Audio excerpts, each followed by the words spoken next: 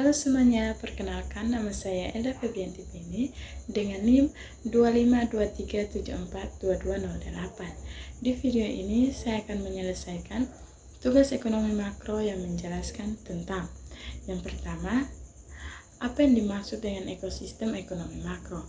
Ekosistem ekonomi makro adalah sistem yang mempelajari kegiatan ekonomi secara keseluruhan dalam suatu negara.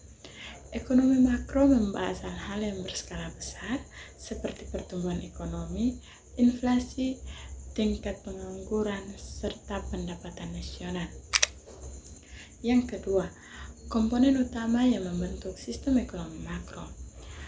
Komponen utama tersebut terdiri dari rumah tangga sebagai konsumen, perusahaan sebagai produsen barang dan jasa, pemerintah sebagai pengatur kebijakan ekonomi, lembaga keuangan seperti bank, serta sektor luar negeri yang berkaitan dengan kegiatan ekspor dan impor. Yang ketiga, mengapa pemerintah memiliki peran penting dalam menjaga stabilitas ekonomi makro? Pemerintah memiliki peran penting karena dapat membuat kebijakan ekonomi untuk menjaga kestabilan ekonomi negara. Misalnya, dengan mengatur pajak, memberikan subsidi, atau membuat program bantuan kepada masyarakat agar perekonomian tetap stabil. Yang keempat, hubungan antara konsumsi, investasi, dan pertumbuhan ekonomi.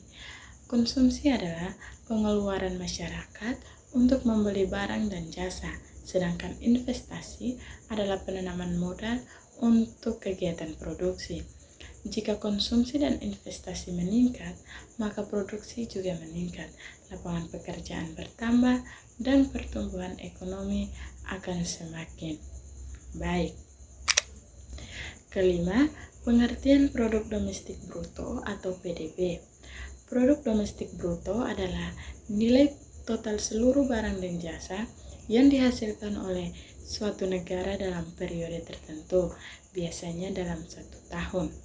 PDB digunakan sebagai salah satu indikator untuk mengukur pertumbuhan ekonomi suatu negara.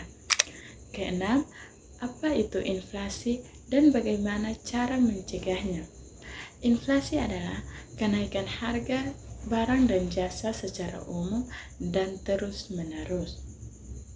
Inflasi bisa terjadi karena meningkatnya permintaan barang, kenaikan biaya produksi, atau terlalu banyak uang yang beredar di masyarakat. Cara mencegah inflasi antara lain dengan mengatur jumlah uang yang beredar dan meningkatkan produksi barang. Yang ketujuh, apa itu bank sentral dan perannya dalam perekonomian? Bank sentral adalah lembaga yang mengatur sistem keuangan dan peredaran uang di suatu negara. Di Indonesia, Bank Sentral adalah Bank Indonesia. Bank Sentral berperan menjaga stabilitas nilai mata uang, mengendalikan inflasi, serta mengatur kebijakan moneter seperti suku bunga. Yang kedelapan, hubungan antara ekspor, impor, dan pertumbuhan ekonomi. Ekspor adalah kegiatan menjual barang ke luar negeri, sedangkan impor adalah kegiatan membeli barang dari luar negeri. Jika ekspor meningkat, maka pendapatan negara juga meningkat, sehingga dapat mendorong pertumbuhan ekonomi.